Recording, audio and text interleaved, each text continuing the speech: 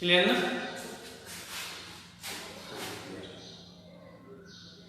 ঠিক আছে, ক্লিয়ার।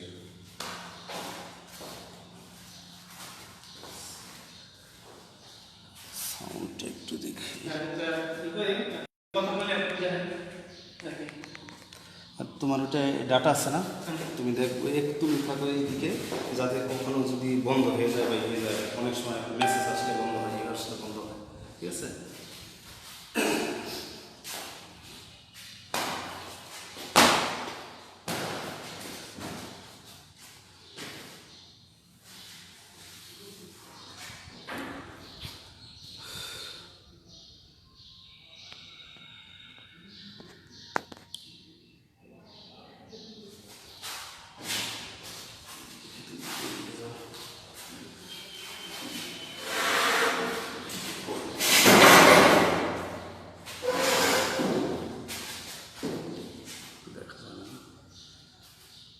যাক, ওখান থেকে ইয়ে থেকে দেখি।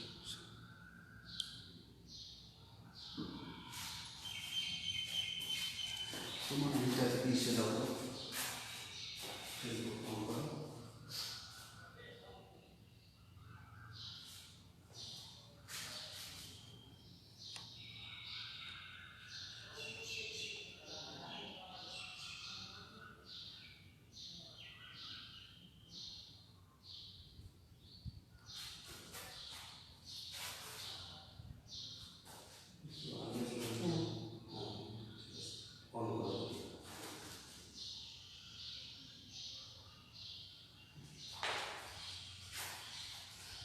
আসসালামু আলাইকুম।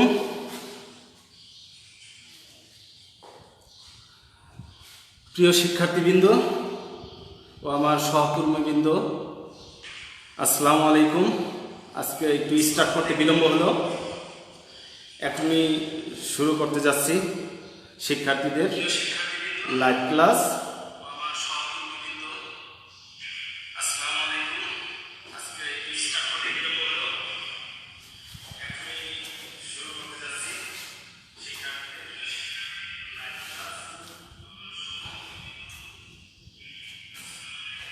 ধন্যবাদ সবাইকে। প্রিয় শিক্ষার্থীরা, তোমরা জয়েন করো, কারণ আজকে একটা গুরুত্বপূর্ণ ক্লাস, বিশেষ করে অর্থনৈতিক ক্লাস, যেটা ম্যাথমেটিক্যাল আছে, কিছু টার্ম আছে, এটা দেখাবো।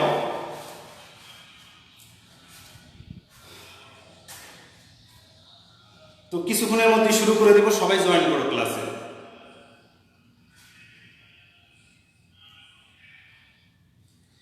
এই করোনা মহামারীর অবস্থায় পৃথিবী সহ আমাদের দেশে যে ভয়াবহ অবস্থা বিরাজ করছে, সে কারণে প্রিন্সিপাল স্যারের সহযোগিতায় আমাদের সকল সহকর্মীরা তোমাদের ক্লাসগুলো অতি কষ্ট হলেও রমজান মাসে চালিয়ে যাচ্ছেন। তোমরা সক্রিয়ভাবে অংশগ্রহণ করলে তো আমরা ক্লাস নিতে আরো আনন্দিত হব। তো তোমরা বাহিরে ঘোরাফেরা না করে সবাই বাড়িতে অবস্থান করবা, যেহেতু বাংলাদেশে করোনা মহামারী ধীরে ধীরে বেড়েই চলছে। আমরা তো প্রতি বছর অনেক আনন্দে ঈদ করি, এবার না হয় সে আনন্দে আমরা না করলাম, আমরা বাড়িতে অবস্থান করি এবং আমার সহকর্মীরা যারা ক্লাস নিচ্ছেন তাদের ক্লাসগুলো মনোযোগ সহকারে তোমরা যদি দেখো এবং অনুশীলন করো, তাহলে তোমরা যে স্কুল কলেজগুলো যে বন্ধ আছে, তোমাদের যে ক্লাসগুলো হচ্ছে না, এটা মোটামুটি পুষিয়ে নিতে পারবে। আর যারা ভাবছে হয়তো ক্লাস শুরু হলে ক্লাস করবো, তারা ভুল করবে, কারণ সময় বসে থাকবে না। শিক্ষার্থীরা, আজকে শুরু করব, এটা আজকে আমার দ্বিতীয় ক্লাস। আমি প্রিন্সিপাল স্যারকে ধন্যবাদ জানিয়ে শুরু করছি। আজকে আমি আগেই বলছি যে সামষ্টিক পর্যায়ের উৎপাদন থেকে উৎপাদন ব্যবস্থাপনা ও বিপণনের প্রথম পত্রের ৪র্থ অধ্যায় থেকে আজকে আমরা জানব জিডিপি, জিএনপি, এনএনপি, এনআই ও পিসিআই বা পার ক্যাপিটা ইনকাম। তো আমরা এখনই ক্লাস শুরু করব। ঠিক আছে তো দেখা যায়।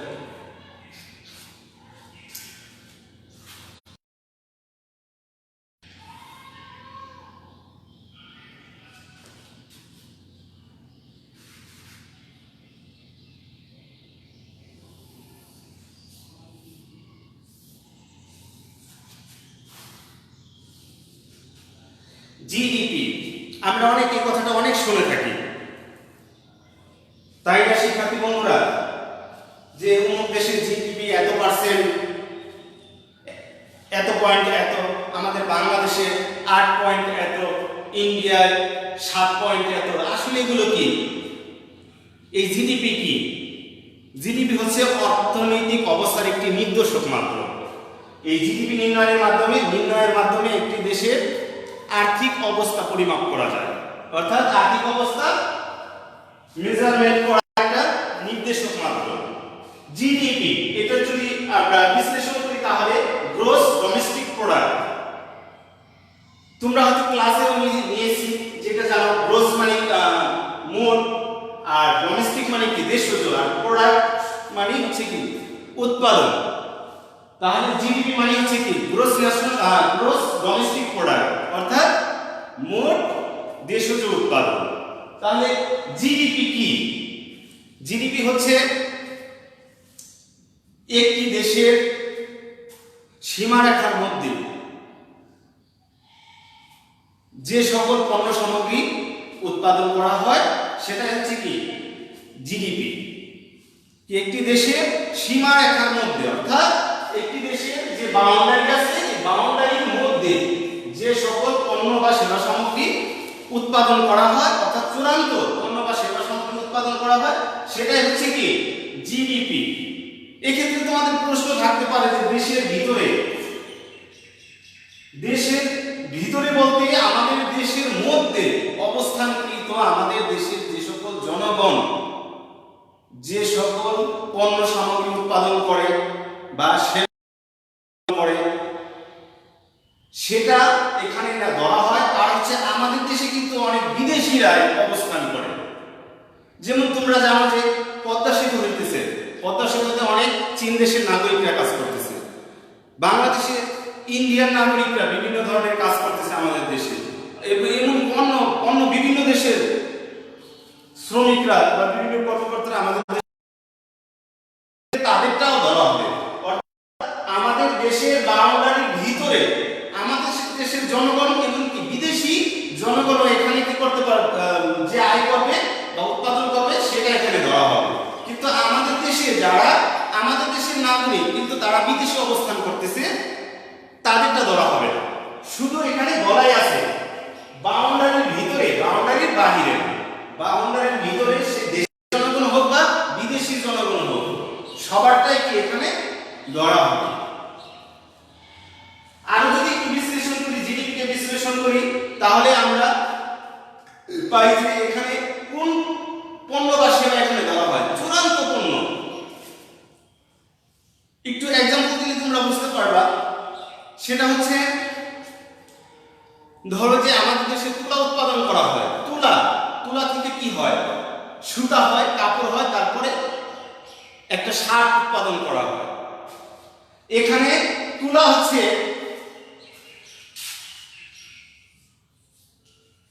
এখানে তুলা, তারপরে কি সুতা, তারপরে হচ্ছে কাপড়, এরপর হচ্ছে চূড়ান্ত পণ্য শার্ট। তাহলে এখানে তুলা হচ্ছে কি প্রাথমিক পণ্য, তুলা হচ্ছে প্রাথমিক পণ্য, আর সুতা এবং কাপড় হচ্ছে মাধ্যমিক পণ্য, আর শার্ট হচ্ছে চূড়ান্ত পণ্য। এখানে জিডিপির ক্ষেত্রে শুধু শার্টকে ধরা হয়, শার্ট বিক্রয় করে যে মূল্য পাওয়া যায় সেটাকে ধরা হয়।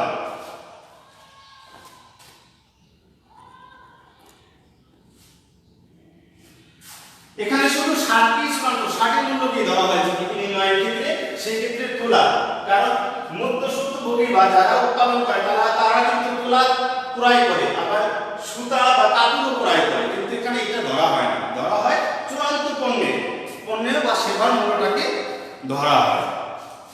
এই হচ্ছে জিডিপি।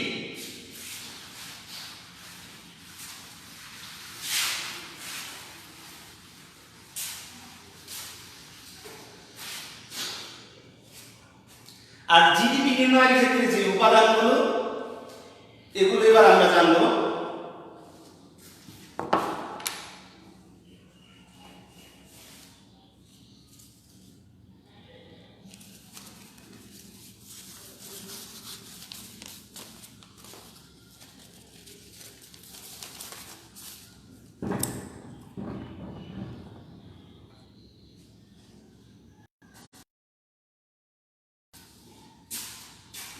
জিডিপি নির্ণয়ের ক্ষেত্রে যে উপাদানগুলো লাগে এগুলো হচ্ছে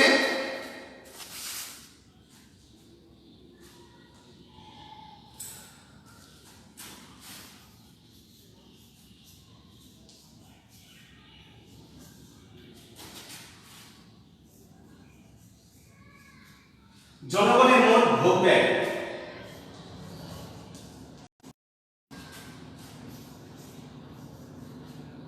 ভোগ ব্যয় যেটাকে সি দ্বারা প্রকাশ করা হয়। এরপর হচ্ছে মোট বিনিয়োগ ব্যয়,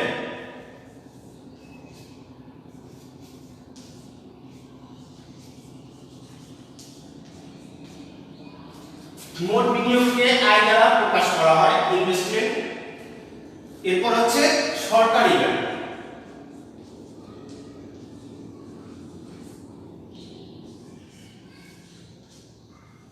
সরকারি ব্যয়কে জি দ্বারা প্রকাশ করা হয়, অর্থাৎ কনজাম্পশন, তারপর হচ্ছে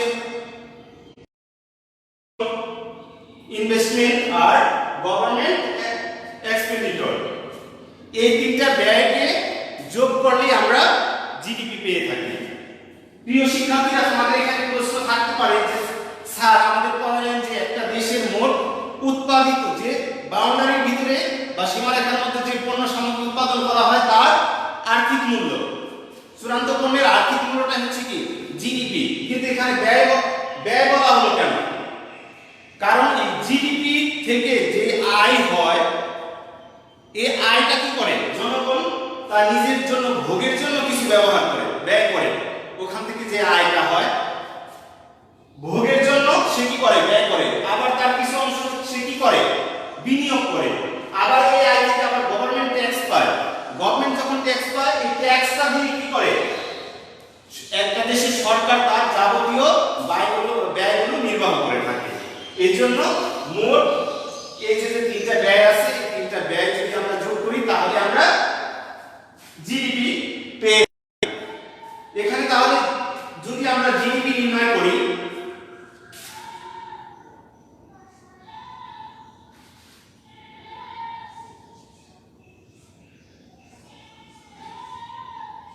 জিডিপি সমান I plus C plus I plus G. আমরা যদি এই সি ধরি, অর্থাৎ ভোগ ব্যয় যদি হয় 800 কোটি ডলার,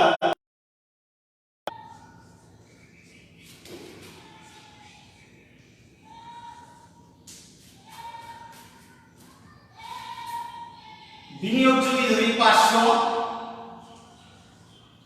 500 কোটি ডলার, আবার জি যদি ধরি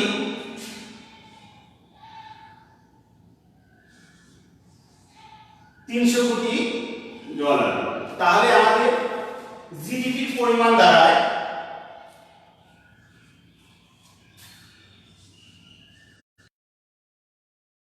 ডলার প্লাস ডলার প্লাস 300 কোটি ডলার। তাহলে আমাদের কত আসছে? 8 5 13, 13 আর 3 16।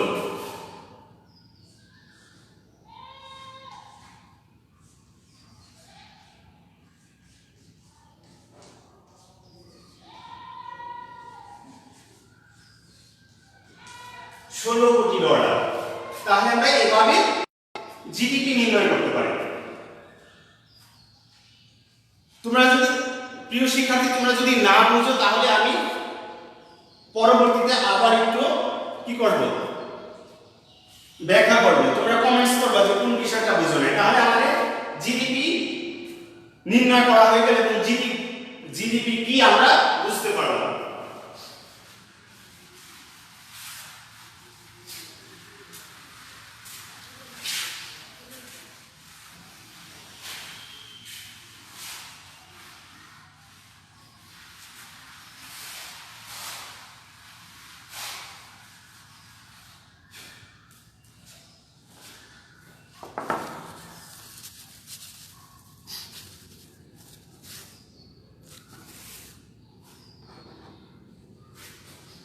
এবার আমরা আলোচনা করব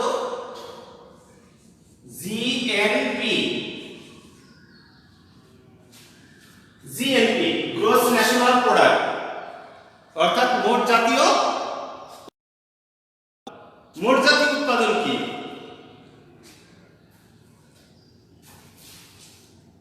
একটি দেশের একটি নির্দিষ্ট আর্থিক বছরে উৎপাদনের উপকরণগুলো ব্যবহার করে যে পরিমাণ চূড়ান্ত পণ্য সামগ্রী উৎপাদন করা হয় তার আর্থিক মূল্য হচ্ছে কি জিএনপি বা মোট জাতীয় উৎপাদন। আমি আবার বলতেছি, একটি নির্দিষ্ট আর্থিক বছরে বা এক বছরে একটি দেশের জনগণ উৎপাদনের উপকরণগুলো ব্যবহার করে যে পরিমাণ পণ্য সামগ্রী চূড়ান্ত পণ্য বা সেবা সামগ্রী উৎপাদন করে থাকে তার আর্থিক মূল্যই হচ্ছে কি জিডিপি। তো জিডিপিও জিএনপিও জিডিপির মতো একটি আর্থিক অবস্থার নির্ধারক মাত্র।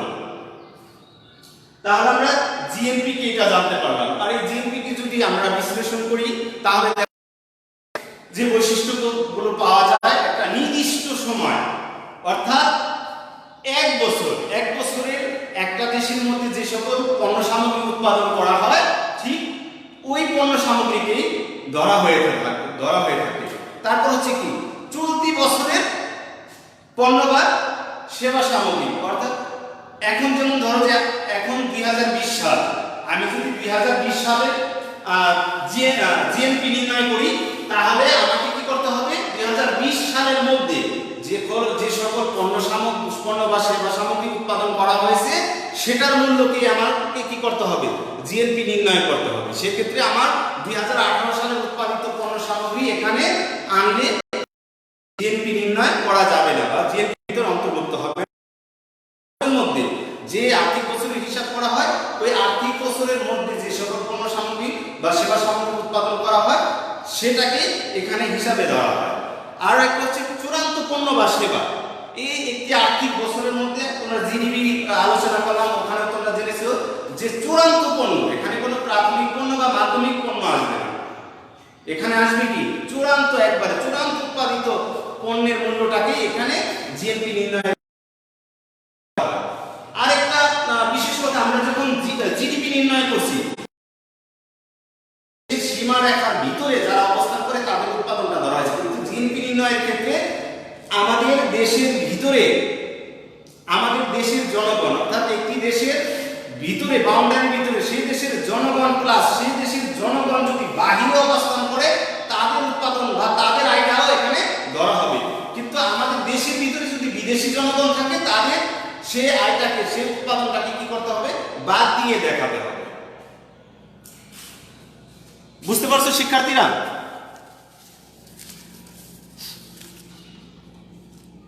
তাহলে আমরা যদি আর জিএনপি নির্ণয়ের ক্ষেত্রে জিএনপি দুই ভাবে নির্ণয় করা যায়, তোমরা ক্লাসে পড়েছো, আবার একটু তোমরা এখনো বিস্তারিত ভাবে জানতে পারবে যে সাধারণত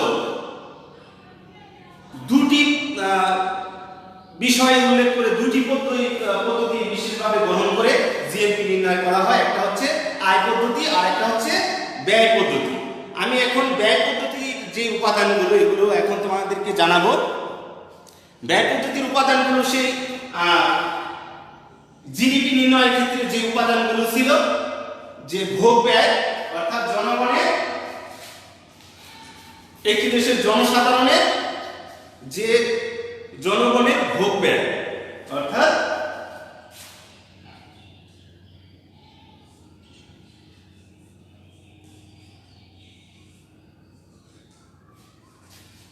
ভোগ ব্যয়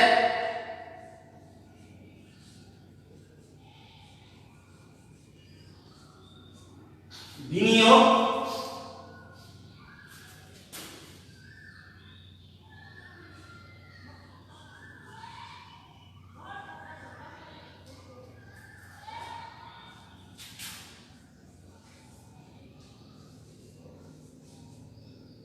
সরকারি ব্যয় আর এখানে আরেকটা হবে হচ্ছে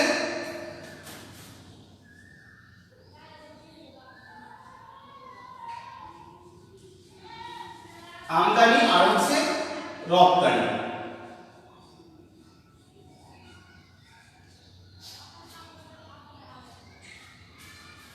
আমরা ভোগ ব্যয়কে ধরেছিলাম সি, বিনিয়োগ ব্যয় আই, আর সরকারি ব্যয় হচ্ছে জি, আমদানি হচ্ছে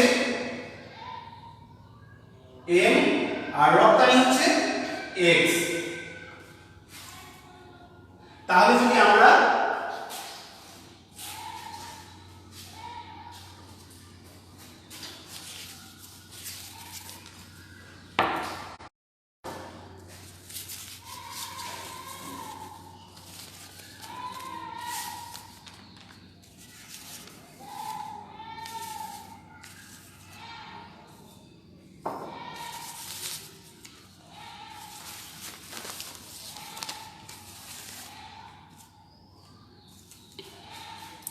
তাহলে আমরা যদি এটাকে আগের মতো ফর্মুলায় সাজাই, এখানে সি সমান ধরি $800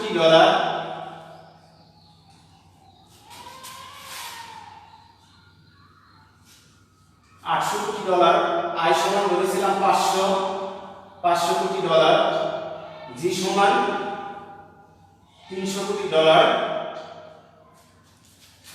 এম সমান যদি ধরি $200 কোটি, আমদানি এম সমান যদি $200 কোটি ধরি, তাহলে রপ্তানি এক সমান ধরব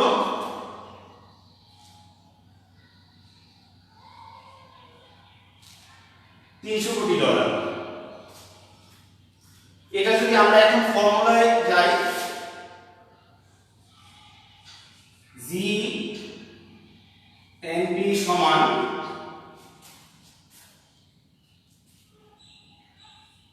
C plus I plus G plus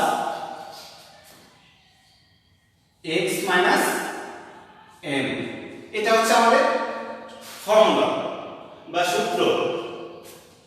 আমি আলোচনা করার সময় শিক্ষার্থীরা আমি বলেছিলাম, এটা কি দেখা যায়? শিক্ষার্থীরা আলোচনা করার সময় বুঝাইছিলাম যে আমরা এইটুকু দিয়ে আমরা জিডিপি নির্ণয় করেছিলাম। আর এখন বাকি হলো কতটুকু, যে আমাদের দেশে যে সকল পণ্য সামগ্রী রপ্তানি হয় অথবা আমাদের দেশের যে সকল শ্রমিক বিদেশে কর্মরত আছে তারা যে রেমিটেন্স বা অর্থ উৎপাদন করে পাঠায় সেটা হচ্ছে কি রপ্তানি।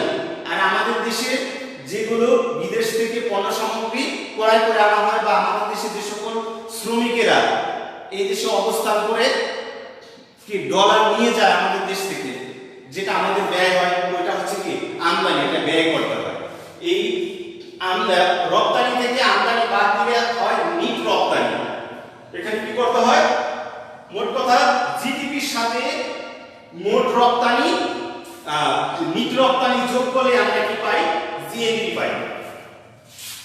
দেখো বন্ধুরা, আমরা এইটুকু যখন যোগ করেছিলাম, এটুকু আমি আবার দেখাইতেছি।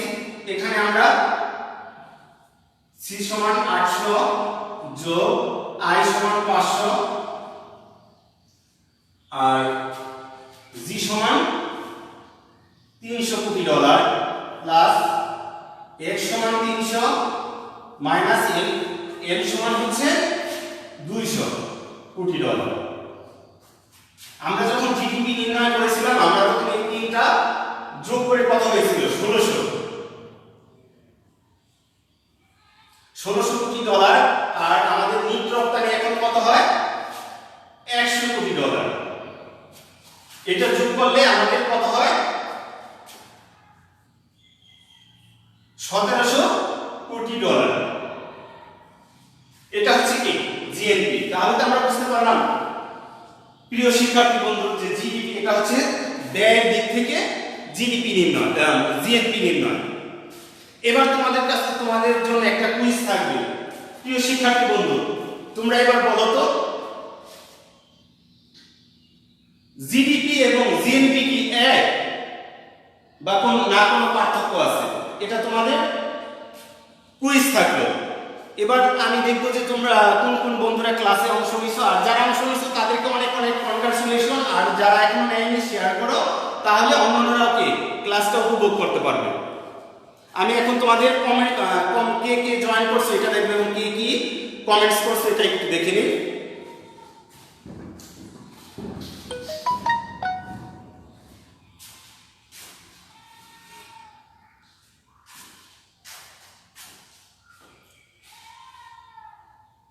শিমলা কমেন্টস, ধন্যবাদ শিমলা।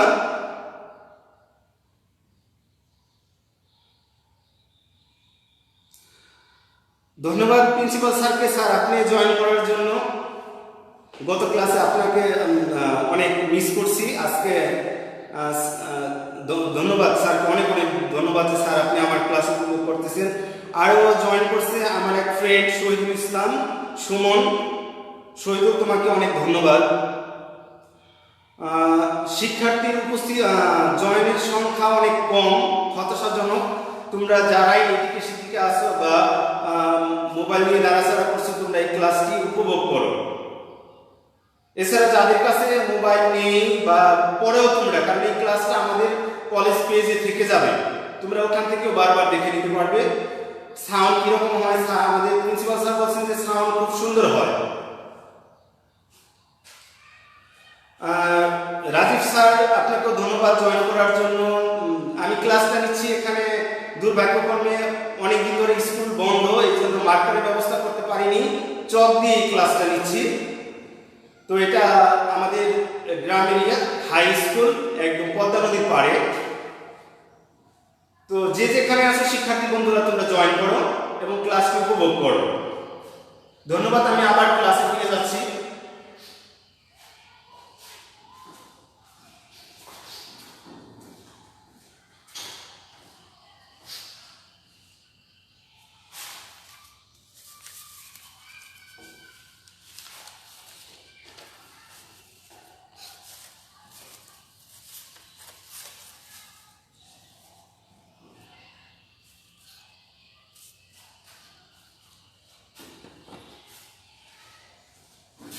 এটা যে আমরা যে জিএনপি নির্ণয় করলাম সেটা হচ্ছে ব্যয়ের দিক থেকে। ব্যয়ের দিক থেকে জিএনপি নির্ণয় করেছিলাম, এখন করব আয়ের দিক থেকে।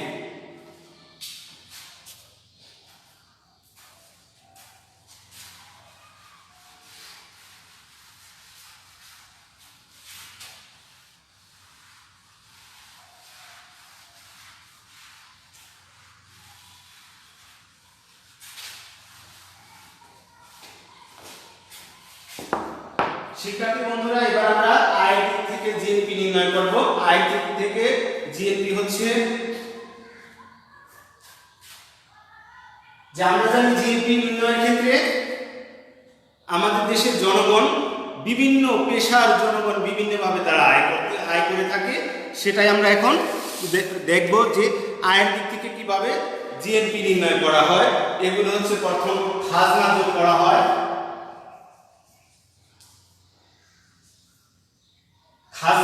খাজনাকে বোঝানো হয় আর দিয়ে।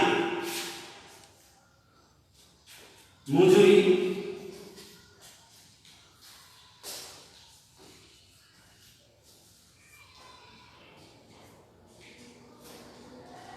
মজুরিকে বোঝানো হয় ডব্লিউ দিয়ে। মজুরি পরে সুদ,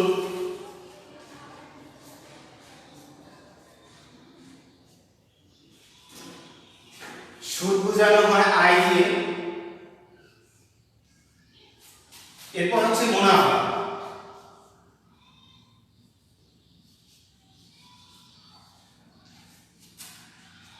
মুনাফা বোঝানো হয় পি দিয়ে, অর্থাৎ একটি দেশের বিভিন্ন জমি বা অন্যান্য ইজারা সম্পত্তি থেকে যে অর্থটা আয় হয় সেটা হচ্ছে কি খাজনা। তারপরে বিভিন্ন শ্রেণী পেশার মানুষরা যে মজুরি পেয়ে থাকে সেটা যোগ করা হয়। তারপর হচ্ছে ব্যাংকে বিভিন্নভাবে বিভিন্ন মানুষ যে ইন্টারেস্টটা পায় সেটা যোগ করা হয়। তারপর হচ্ছে বিভিন্ন ব্যবসা প্রতিষ্ঠানগুলো থেকে যে আয় হয় সেটা, এই মুনাফাগুলো একত্রে যখন করা হয় এটা যোগ করলে জিএনপি নির্ণয় করা হয়। আমরা সূত্রের সাহায্যে এবার জিএনপি নির্ণয় করে দেখবো আয়ের দিক থেকে।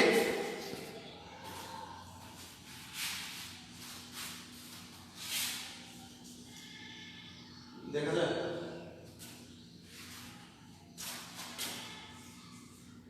জিএনপি সমান summation R plus summation W plus summation I plus summation P, অর্থাৎ মোট খাজনা, মোট মজুরি, মোট সুদ এবং মোট মুনাফা। এগুলো আমরা যদি এখানে খাজনা ধরি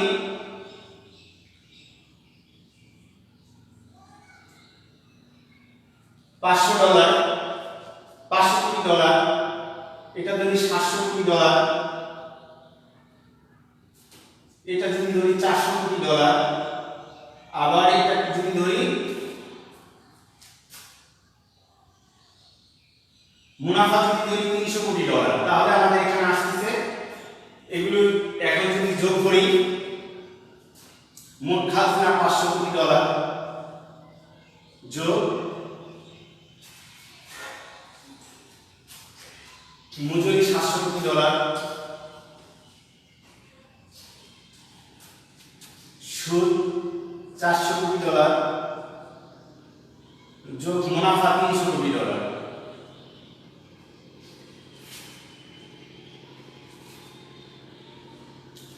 তাহলে আমরা এখানে পাই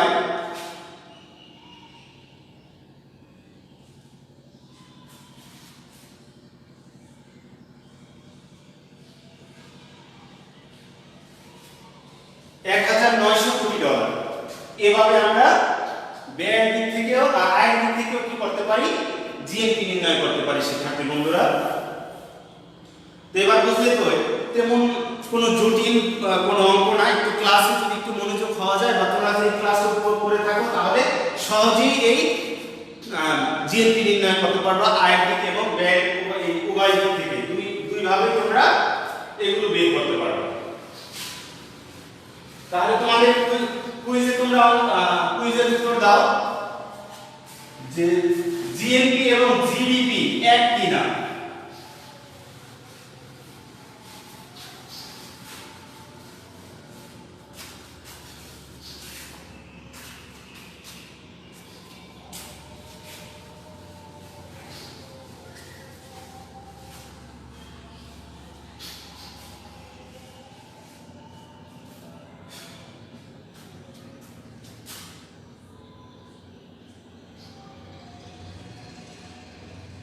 এবার আমরা জানবো এনআই, অর্থাৎ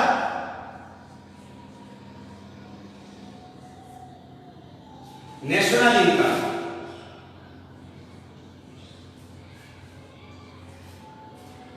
এনআই মানে হচ্ছে ন্যাশনাল ইনকাম, জাতীয় আয়। জাতীয় আয় কি? এবার আমরা জানবো যে জাতীয় আয়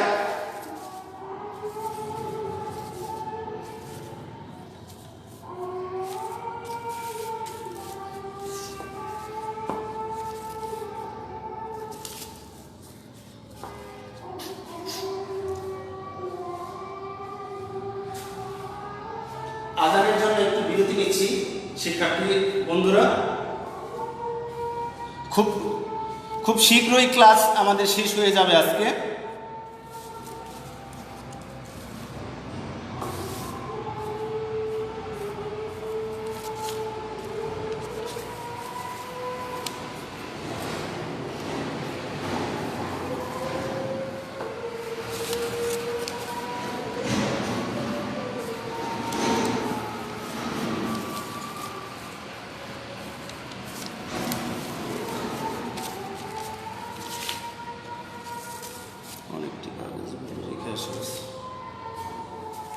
অনেকটি কাগজ ভুলে রেখে আসা হয়েছে।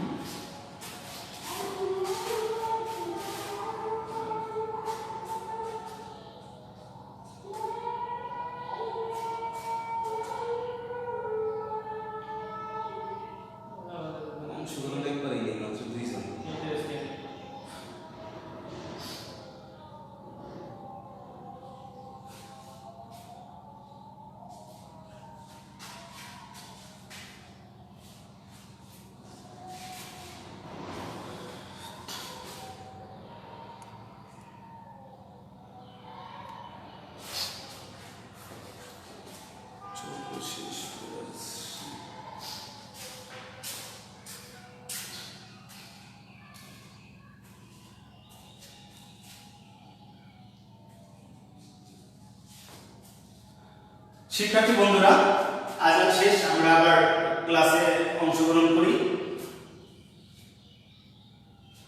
জাতীয় আয় হচ্ছে ঠিক জিএনপির কাছাকাছি, বা অনেক ক্ষেত্রে এটাকে জিএনপি এনআইকে জিএনপির সমর্থক অর্থ হিসেবে ব্যবহার করা হয়। অর্থাৎ একটি নির্দিষ্ট সময়ে একটি দেশের সকল জনগণ এক বছরে বা একটি নির্দিষ্ট সময়ে একটি দেশের সকল জনগণ যে সকল পণ্য বা সেবা সামগ্রী উৎপাদন করে তার আর্থিক মূল্যকেই জাতীয় আয় বলা হয়। বা এর থেকে অর্থাৎ জিএনপি থেকে যদি অবচয়, পরোক্ষ কর, হস্তান্তর পাওনা, সরকারি মুনাফার জের এগুলো যদি বাদ দেওয়া হয় আর যদি ভর্তুকি যোগ করা হয়, যে অঙ্কটা পাওয়া যায় সেটাই হচ্ছে কি জাতীয় আয়। অর্থাৎ জিএনপি থেকে অবচয়, পরোক্ষ কর, হস্তান্তর পাওনা, সরকারি মুনাফার জের বাদ দিয়ে যখন ভর্তুকি যোগ করা হয়, যোগ করার পর যে ফলাফল পাওয়া যায় সেটাই হচ্ছে কি জাতীয় আয়। বা একটি নির্দিষ্ট সময়ে একটি দেশের মোট জনগণ যে পরিমাণ পণ্য সামগ্রী উৎপাদন করে তার আর্থিক মূল্য হচ্ছে কি এনআই বা ন্যাশনাল ইনকাম। তো আমরা অনেকেই জিএনপি বা গ্রোস ন্যাশনাল প্রোডাক্টকে এনআই বলে থাকে, বা ন্যাশনাল ইনকাম বলে থাকে, বা জাতীয় আয় বলে থাকে। আসলে জিএনপি থেকে এনআই এর মধ্যে কিছু পার্থক্য আছে। এই পার্থক্যগুলোই আমরা জানবো। যে এনআই নির্ণয় করার ক্ষেত্রে আমাদের যে সকল উপাদানগুলো এখানে প্রয়োজন হয় এগুলো হচ্ছে কি প্রথমত হচ্ছে কি অপচয়,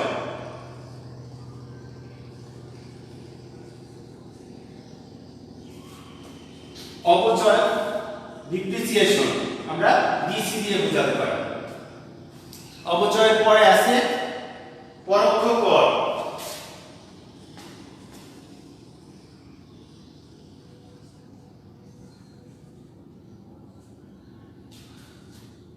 পরোক্ষ করকে আমরা বোঝাতে পারি টিআই দিয়ে।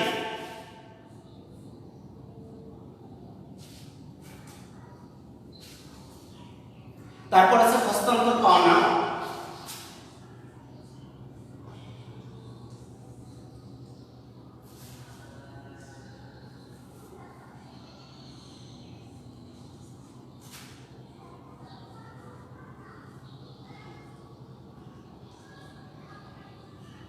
বুঝা যায় তো?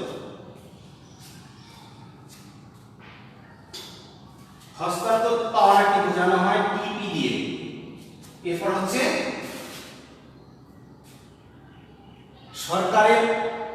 সরকারের অর্জিত মুনাফার জের।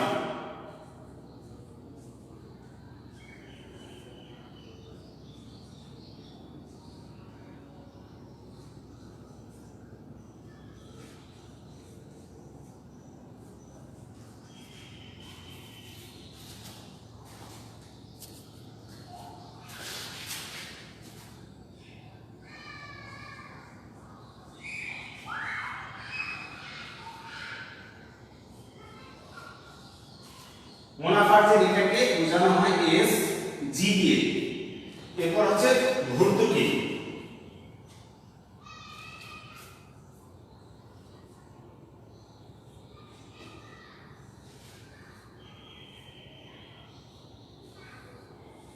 ভর্তুকিকে বোঝানো হয় এস বি দিয়ে।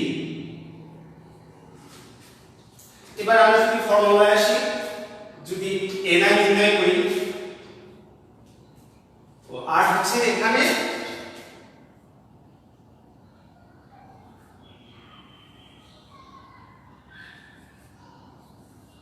জিএনপি। এনআই নির্ণয় করার উপাদানগুলো হচ্ছে জিএনপি, অবচয়, পরোক্ষ কর, হস্তান্তর পাওনা, সরকারের আর্থিক মুনাফার যে ও অর্জিত মুনাফার যে, আর হচ্ছে ভর্তুকি। এই উপাদানগুলো দিয়ে আমরা ন্যাশনাল ইনকাম আমরা বের করব। তাহলে আমরা যদি ফর্মুলায় যাই, এনআই সমান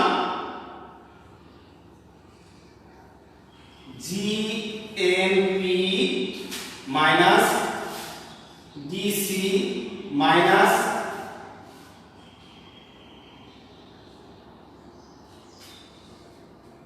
টিআই, অর্থাৎ পরোক্ষ কর, মাইনাস হস্তান্তর পাওনা টিপি, মাইনাস সরকারের অর্জিত মুনাফা এসজি, প্লাস সরকারের ভর্তুকি এসবি।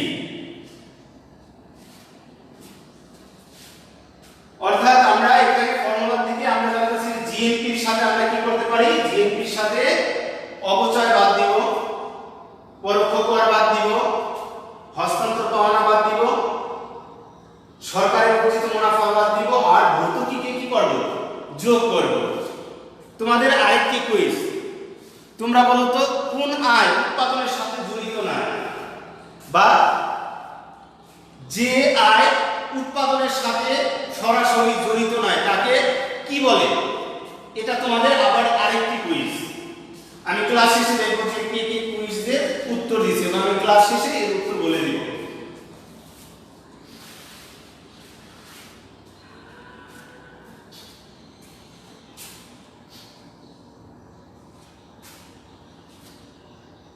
আমাদের আগে যে বাইরে ধরি জিএনপি ছিল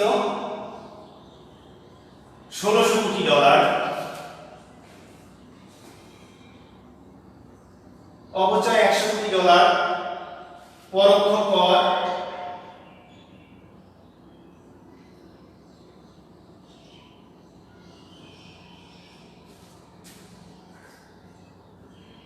80 কোটি ডলার,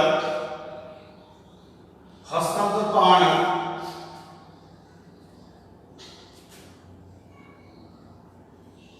20 কোটি ডলার, সরকারের অর্জিত মুনাফা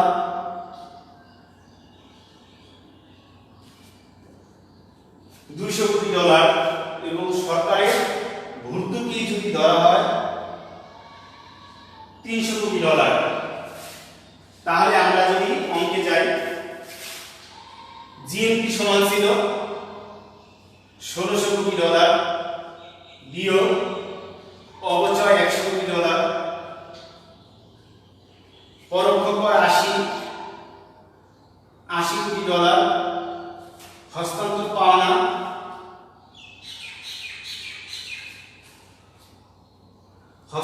পাওনা হচ্ছে টিপি 20 কোটি ডলার, সরকারের অর্জিত মুনাফা 200 কোটি ডলার, এবং সরি এগুলো আমি প্লাস লিখে ফেলছি, আসলে এগুলো মাইনাস হবে, মাইনাস মাইনাস, এরপর প্লাস হবে ভর্তুকি 300 কোটি ডলার।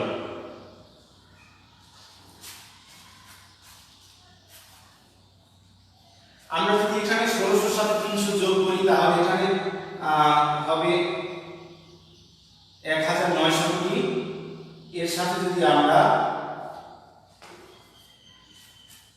দেখতে পাই 100 300 আর 200 500, 500 আর 100 600, 600 আর 100 700, এখানে 700 কোটি ডলার মাইনাস করলে দাঁড়ায়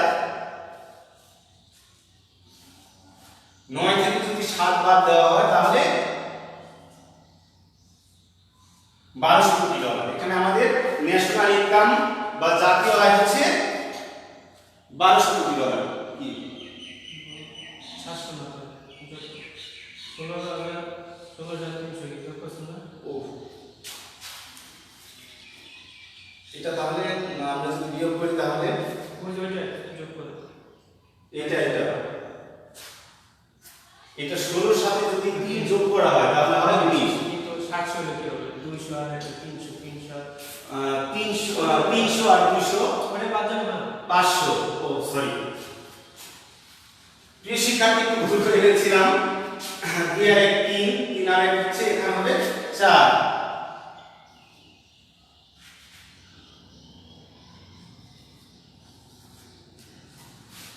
আমরা যদি এখানে 9 থেকে 4 বাদ দিই তাহলে আমাদের এখানে আসছে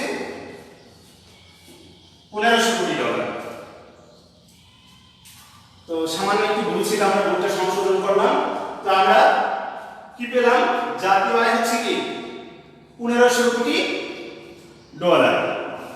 তোমরা বুঝতে পারছো তো জাতীয় আয় কিভাবে নির্ণয় করা হয়? তো আমরা এখন পর্যন্ত আমরা জিডিপি জানলাম, জিডিপি কিভাবে নির্ণয় করা হয় সেটা জানলাম। জিএনপি কি জানলাম, জিএনপি কিভাবে নির্ণয় করা হয়।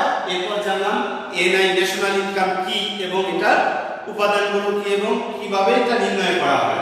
আমরা এখান থেকে ফলাফল, তোমরা এই ফলাফলটা মনে রাখবে যে আমরা এখান থেকে ন্যাশনাল ইনকাম কত পেলাম? $1500। এটা আমরা যখন পার ক্যাপিটা ইনকাম, মাথা পিছু আয় নির্ণয় করব, আমরা এটা দিয়ে নির্ণয় করব।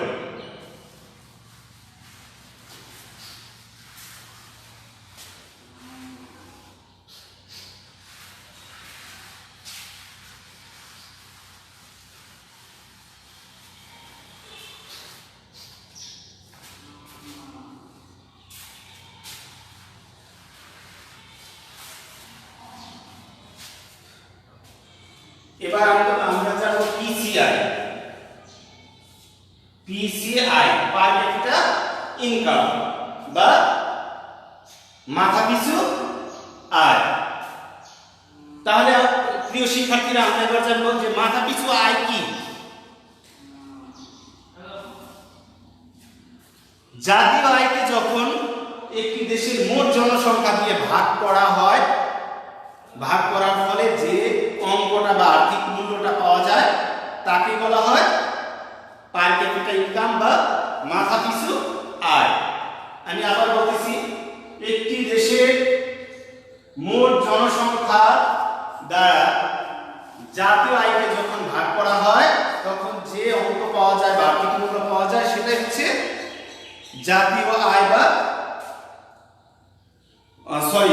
পার ক্যাপিটা ইনকাম বা মাথা পিছু আয়। আমরা মাথা পিছু আয় নির্ণয় করব কিভাবে? আমরা আগে এনআই আমরা কত পেয়েছিলাম, জাতীয়টা আমরা নিলাম না, আমরা ধরি যে আমরা জাতীয় আয় পেয়েছিলাম, ধরি $30,000। ধরি আমরা জাতীয় আয় পেয়েছিলাম $30,000, $30,000 কোটি।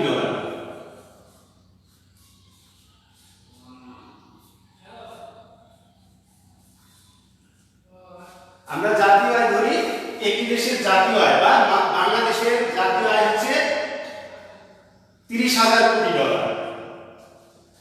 আর বাংলাদেশের জনসংখ্যা পি হচ্ছে ধরি 15 কোটি।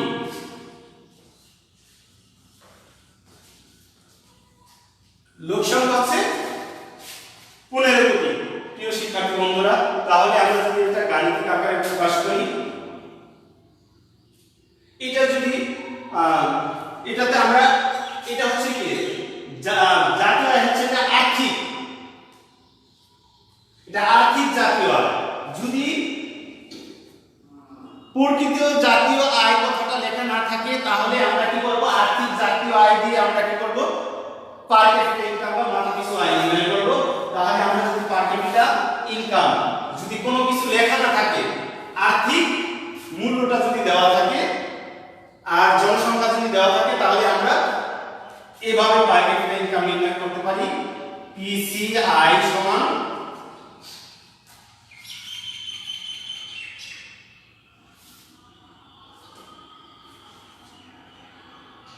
নিচে কি উপরে হচ্ছে NI, অর্থাৎ উপরে হচ্ছে ন্যাশনাল ইনকাম আর নিচে আমাদের ন্যাশনাল ইনকামকে ভাগ করতে হবে মোট জনসংখ্যা দিয়ে।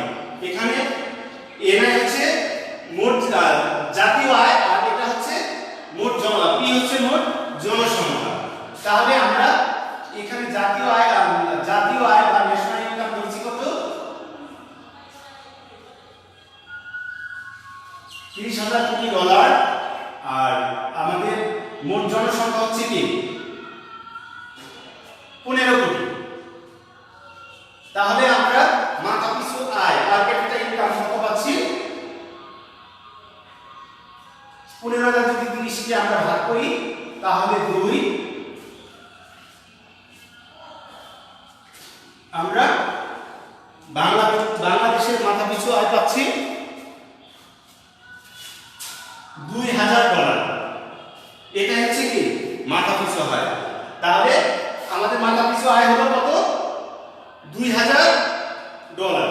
এটা হচ্ছে যদি আর্থিক জাতীয় আয় যদি না চায় তাহলে এভাবে সরাসরি আমরা পার ক্যাপিটা ইনকাম বের করতে পারি।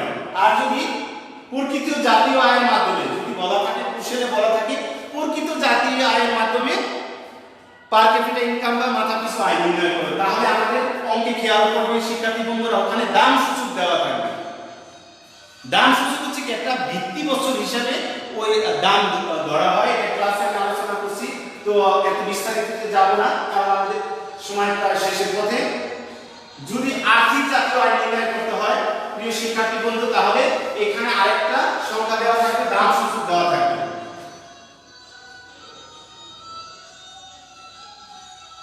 দাম সূচক কতটা থাকবে, আমরা ধরে নিলাম দাম সূচক কত 120।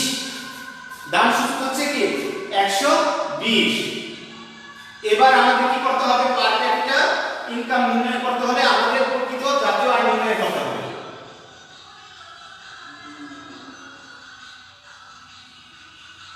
প্রকৃত জাতীয় আয় সমান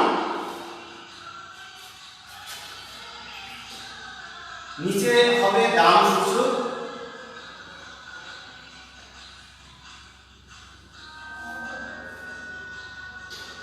উপরে হবে NI বা ন্যাশনাল ইনকাম ইনটু 100। তাহলে আমরা এটাকে যদি দাম সূচক নির্ণয় করি, আমাদের ন্যাশনাল ইনকাম হচ্ছে $1,000 কোটি, দাম সূচক 120 গুণ 100। তাহলে আমাদের প্রকৃত এটাকে যদি আমরা ক্যালকুলেশন করি তাহলে দাঁড়ায় হচ্ছে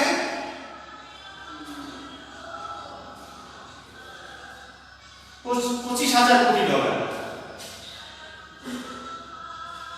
এখানে আমাদের প্রকৃত জাতীয় আয় হচ্ছে 25,000 কোটি ডলার। এবার শিক্ষার্থীরা আমরা মাথাপিছু আয় PCI নির্ণয় করব। PCI সমান প্রকৃত জাতীয় আয়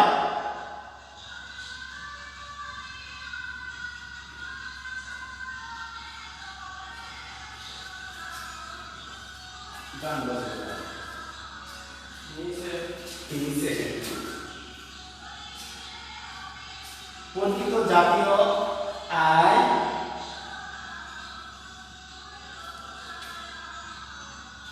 তারপর হচ্ছে P বা জনসংখ্যা।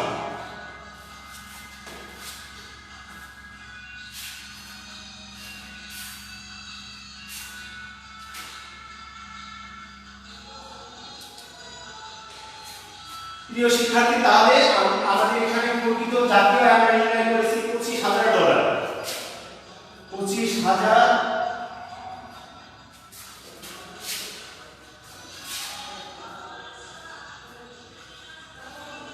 25,000 কোটি ডলার, আর জনসংখ্যা ছিল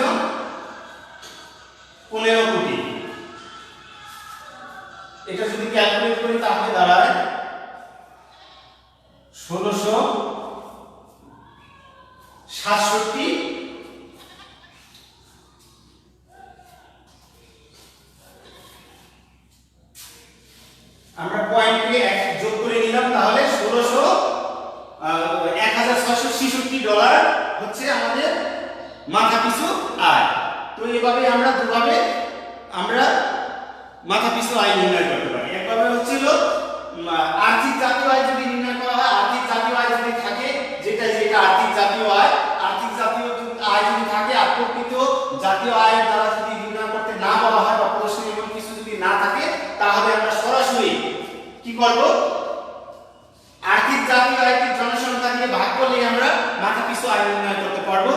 আর যদি প্রকৃত জাতীয় আয় দ্বারা মাথাপিছু আয় নির্ণয় করতে হয়, তাহলে আমরা কি করব, আমরা প্রকৃত জাতীয় আয় নির্ণয় করে তারপরে আমরা এভাবে প্রকৃত জাতীয় আয় নির্ণয় করে তারপরে আমরা পার ক্যাপিটা ইনকাম বা মাথাপিছু আয় নির্ণয় করব। এভাবে আমরা মাথাপিছু আয় নির্ণয় করতে পারি। তো প্রিয় শিক্ষার্থীরা, আজকে আমরা এই ক্লাস থেকে আমরা আশা করি যে ক্লিয়ার হলাম জিডিপি, জিএনপি, এনআই এবং পার ক্যাপিটা ইনকাম এগুলো সম্পর্কে আমরা বিস্তারিত, এগুলো কি এবং এর কি কি উপাদান বা বৈশিষ্ট্য এবং কিভাবে এগুলো নির্ণয় করা যায় এগুলো আমরা বিস্তারিত জানতে পারলাম। প্রিয় শিক্ষার্থীরা, তোমরা আমাদের শিক্ষকগণ অতি কষ্ট করে এই ক্লাসগুলো আয়োজন করে থাকে, তাই তোমরা বাসায় বসে বাহিরে ঘোরাফেরা না করে রফিক স্যার সকল ক্লাস শিডিউলগুলো কলেজ পেজে প্রকাশ করে এবং তোমরা ক্লাসগুলো দেখে কোন স্যারের ক্লাস কখন, আগামীকাল সম্ভবত আগামীকাল 13 তারিখ প্রণব স্যারের ক্লাস আছে এবং অন্যান্য স্যারের ক্লাস আছে, আজকে রাত্রে রাজীব স্যারের ক্লাস আছে। এরকম ক্লাসগুলো তোমরা বাসায় বসে বসে করে নিতে পারো। সময় চলে যাবে, কিন্তু আমাদের কি করতে হবে, সময়ের সাথে সাথে আমাদের পড়ালেখা চালিয়ে যেতে হবে। বাসায় বসে থেকে লাভ নেই। অনেকেই ভাবো যে কচ্ছপ নীতি খরগোশ নীতি অবলম্বন করো। খরগোশ নীতি অবলম্বন করে লাভ নেই, আমাদের কচ্ছপ নীতি অবলম্বন করতে হবে। অর্থাৎ কচ্ছপ নীতি কি, খরগোশ এবং কচ্ছপের গল্প তোমরা সবাই জানো। এর জন্য আমরা খুব দৌড়াবো না, একবারে এক বছরের পরে একদিনে শিখে ফেলবো না এবং কখনো পারবো না। আমরা কচ্ছপের ন্যায় ধীরে ধীরে আমরা অগ্রসর হব। স্যারদের ক্লাসগুলো আমরা মনোযোগ সহকারে দেখব, তাহলে আমরা কি করতে পারবো। আমাদের এই যে ক্লাসগুলো হচ্ছে না, দেশের জাতীয় দুর্যোগের কারণে, সারা বিশ্বব্যাপী যে করোনা ভাইরাসের কারণে স্কুল কলেজ বন্ধ হয়ে আছে, আমরা কিছুটা হলেও আমরা এই পড়ালেখা যে পিছিয়ে পড়তেছি এটা থেকে আমরা অনেকটা রিকভার করতে পারবো। তো বন্ধুরা, ক্লাসগুলো সকল আমি নেক্সট ক্লাসে আবার কখন আসবো এবং কোন চ্যাপ্টার নিয়ে আসবো তোমরা যদি একটু কমেন্টস করো, বা আমার ফেসবুক টাইমলাইনে যদি তোমরা কমেন্টস করো, বা কলেজ পেজে বা অন্যান্য স্যার কোন কোন চ্যাপ্টারগুলো গুরুত্বপূর্ণ তোমরা বেশি বুঝতে পারো নাই বা বেশি আরেকটু ভালোভাবে বোঝানো দরকার, পরীক্ষার্থী বন্ধুরা এবং ফার্স্ট ইয়ারের শিক্ষার্থী বন্ধুরা তোমরা এগুলো কমেন্টসের মাধ্যমে জানাবা। এছাড়াও রমজান মাস তোমরা কোন টাইমে তোমাদের ক্লাসগুলো নিলে সবচেয়ে তোমরা ভালোভাবে অংশগ্রহণ করতে পারো, এগুলো তোমরা কি করতে পারো, আমাদেরকে জানাতে পারো। আমরা জানালে ঠিক আমরা চেষ্টা করব যে কোন সময়ে তোমরা অংশগ্রহণ করলে এবং তোমরা ভালোভাবে শিখতে পারবে, জানতে পারবে, এটা আমরা কি করব, চেষ্টা করব। তো তোমরা এই ক্লাসগুলোতে অংশগ্রহণ করো। তো বর্তমান যুগ করোনা ভাইরাস বর্তমানে যে ভয়াবহ অবস্থায়, ভয়াবহতার মাঝেও আমরা কি করবো, সরকার যে বিশেষ ব্যবস্থার মাধ্যমে যে আমরা ইন্টারনেটের মাধ্যমে সারা বিশ্বকে এখন হাতের মুঠায়, আমরা ইচ্ছা করলে শুধু আমরা না, আমরা যে ক্লাসগুলো নিচ্ছি শুধু আমাদের ক্লাসগুলোই না, এরকম সারা বিশ্বব্যাপী এবং বাংলাদেশে আরো ভালো ভালো শিক্ষকরা আছেন, আমাদের চেয়েও ভালো ভালো শিক্ষকরা আছেন এবং বিভিন্নভাবে অনলাইনের মাধ্যমে ক্লাসগুলো হচ্ছে। আমি তোমাদেরকে ইনফরমেশন দিয়েছিলাম যে আমাদের টিচাররা ক্লাসগুলো নিতেছে, এই ক্লাসগুলো তারপরে হচ্ছে তোমার বর্তমানে ভার্চুয়াল জগতে জাগানো একটি নাম আইমান সাদিক, তার প্রতিষ্ঠিত 10 মিনিটস স্কুলের মাধ্যমেও অনেক ক্লাস হয়, লাইভ ক্লাস হয়। তারপর 10 মিনিটস স্কুলেও একটা অ্যাপস আছে, ওটার মাধ্যমে তোমরা অনেক গুরুত্বপূর্ণ টপিকসগুলো তোমরা বিস্তারিত শিখতে পারো। তারপর হচ্ছে এসো শিখি একটা অ্যাপস আছে, এটার মাধ্যমে তোমরা বিভিন্ন অনলাইনের মাধ্যমে বিভিন্নভাবে বিভিন্ন মানুষ ফ্রি শিক্ষা দিয়ে যাচ্ছে। তোমরা একটু হাত বাড়ালেই তোমরা শিখতে পারো, তোমরা একটু চেষ্টা করলে শিখতে পারো। যে আমাদের কলেজে ক্লাস হচ্ছে না বা ক্লাস বলতে এটা সারা বাংলাদেশে সবার জন্য একই অবস্থা। তো এই অবস্থার ভিতরে আমরা ঘরে বসে বসেও আমরা শিখতে পারি। প্রিয় শিক্ষার্থীরা, আমার অনুরোধ থাকবে তোমরা সকল স্যারের ক্লাসগুলোতে অংশগ্রহণ করবে।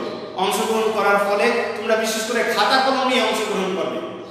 স্যারদেরকে অংশগ্রহণ করে স্যারদেরকে সাড়া দিবে এবং কমেন্টস করবে ক্লাসগুলো কেমন হয়, বা তোমরা যদি কমেন্টস করো যে কিভাবে আরো ভালোভাবে ক্লাস নেওয়া যায়, শব্দ কিরকম হয় বা ক্লাস স্পষ্ট কিনা, এগুলো বিস্তারিত তোমরা যদি বলো তাহলে আমরা কি আরো ভালোভাবে উপকৃত হই। এবং আমি আগেই বলছি কোন কোন টাইমে তোমরা বেশিরভাগ অংশগ্রহণ করতে পারো এবং তোমাদের জন্য সুবিধা হয়। রমজান মাস এটা আমাদের জন্য যেমন কষ্টকর, তোমাদের জন্য কষ্টকর, এই জন্য তোমরা যে টাইমে ফ্রি থাকো ওই টাইমে তোমরা কমেন্টসে লিখো, আমরা চেষ্টা করবো ওই সময়গুলোতে ক্লাস নিতে। আর ক্লাস শিডিউলগুলো তোমরা পেজে, স্যারদের পেজে বা কলেজ পেজে দেখতে থাকো। তো ধন্যবাদ শিক্ষার্থী বন্ধুরা, রমজান মাস চলতেছে, রমজানের শুভেচ্ছা। তোমরা আগেই বলছি যে আমাদের এবার কি অতি আনন্দে অতি উৎসাহে আমাদের ঈদ পালন করার মতো অবস্থানে এই দেশ। গতকালকে তোমরা সবাই জানো, কারণ অনলাইনের যুগ, তোমরা দেখছো যে গতকাল 1034 জন আক্রান্ত হয়েছেন, আজকে 969 জন আক্রান্ত হয়েছে।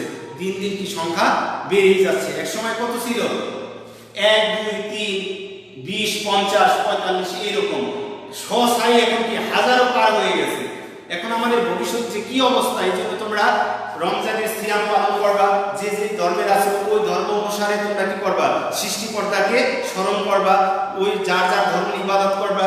বিশেষ করে যারা ইসলাম ধর্মের আছে রোজা করবা। রোজা করলে আসলে কি মানুষের মন পবিত্র হয়, শরীর পবিত্র হয় এবং মানুষের দুঃখ কষ্ট বোঝা যায়।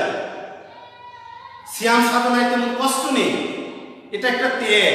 আর এই ত্যাগের মাসে আমরা বেশি বেশি কি করব, আমরা ইফতার সামনে রেখে আমরা সৃষ্টিকর্তার কাছে হাত তুলে দোয়া করব এবং আমরা দোয়া চাইব যে আমাদের কোন ভুলের কারণে এই প্রাকৃতিক দুর্যোগ এসে আমাদের এই সমস্যার সৃষ্টি করছে। সৃষ্টিকর্তা যেন আমাদেরকে এই মহামারী থেকে পরিত্রাণ দেয়, আমাদের যেন ক্ষমা করে দেয়, আমাদের ভুলগুলো যেন মাফ করে দেয়। তো ধন্যবাদ শিক্ষার্থীরা, তোমরা ভালো থেকো, সুস্থ থেকো এবং বাড়িতে অবস্থান করো।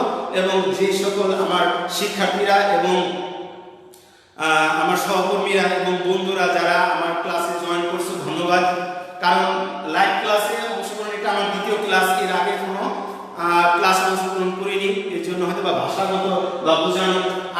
আমি যখন ক্লাসে এভাবে ডায়াসের সামনে দাঁড়াইছি, আমার শিক্ষার্থীরা আমার সামনে দাঁড়িয়ে সামনে বসা ছিল, তাদের উদ্দেশ্যে সাবলীলভাবে কথা বলতে পারছি। কিন্তু আজকে কি খালি রুমে ক্লাস নিতেছি, তো এটা খুবই কষ্টকর।